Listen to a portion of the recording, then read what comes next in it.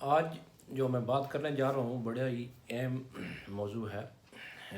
کل کا یہ واقعہ ہے کہ ہمارے گاؤں کے تھے ندیم چودھری ندیم، جو ہم ایک اسکول میں گورنمنٹ ہائی اسکول بلو میں پڑھے ہیں۔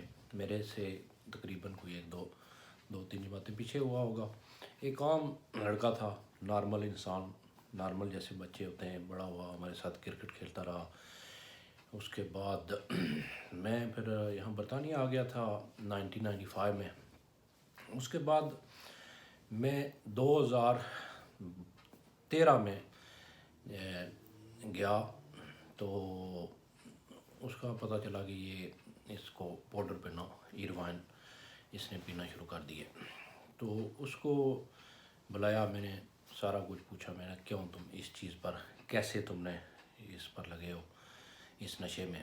تو وہ کہنے لگا کہ میں ڈڈیال ہوٹل میں کام کرتا تھا اور وہاں سے چرس شروع کی، اور اس کرتے کرتے پھر کوٹلی چلا گیا، اور پھر دوستوں کے ساتھ میں اس نشے میں لگ گیا۔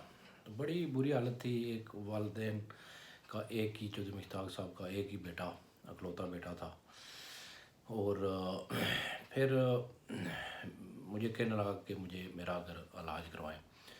میرے دوست ہیں ساجد مغل صاحب برمنگھم میں، وہ بھی، انہوں نے بھی کچھ اس میں مدد کی، کچھ میں نے اپنی جیب سے۔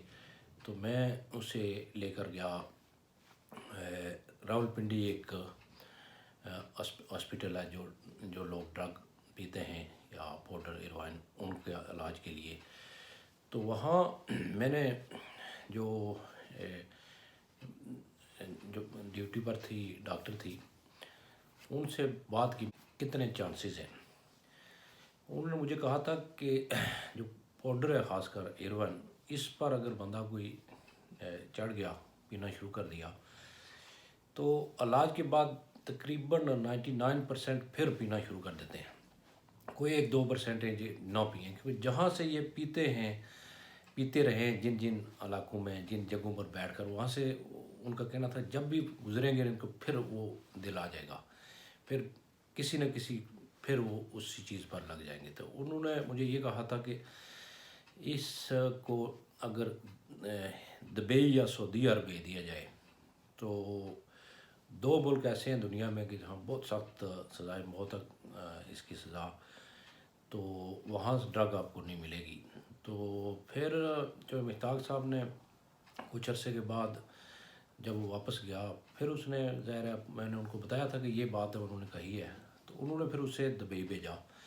کچھ عرصہ وہ دبئی میں رہا، پھر اس کی والدہ فوت ہو گئی اور وہ واپس چلا گیا، اور اس کے بعد میرے خیال میں وہ واپس دبئی نہیں گیا۔ پھر ظاہر ہے جو خاص کر انجیکشن لگانا، جو لوگ ویسے پیتے ہیں سگریٹ میں، یا اس کا اثر تھوڑا کم ہوتا ہے، وہ تھوڑا زیادہ عرصہ زندہ رہ سکتے ہیں، لیکن جو لوگ انجیکٹ کرتے ہیں ان کا کافی جو ہے نا پرابلم ہو جاتی ہے۔ اس ہاسپٹل کے جو ڈاکٹر صاحبہ تھی، انہوں نے یہ کہا تھا کہ اگر کسی جو نشئی ہے، جو پاؤڈر پیتا ہے ایروائن، اس کو آپ ایک مال دے دیں، بڑی خوبصورت جگہ، ہر قسم کی نوکر چاکر، لیکن اس کو اگر ایک جو چگی ہوتی ہے نا، وہاں نشہ ملے تو وہ چگی میں زیادہ خوش ہے۔ اتنا، اب کہنے کا مقصد ہے یہ ویڈیو بنانے کا کہ پاؤڈر ایروائن وہاں ملنا بہت ایزی ہے، کیونکہ افغانستان سے آتی ہے تو لوگ لے آتے ہیں۔ اور ہمارے جو ڈڈیال، تحصیل ڈڈیال ہے، نہ صرف ڈڈیال بلکہ آزاد کشمیر پاکستان، کوئی مشکل نہیں ہے، لیکن ہم یہ کر سکتے ہیں کہ اپنے جو بچے ہیں ان کو ایجوکیشن، اگر ایجوکیشن دی جائے اس بچپن سے، ان کی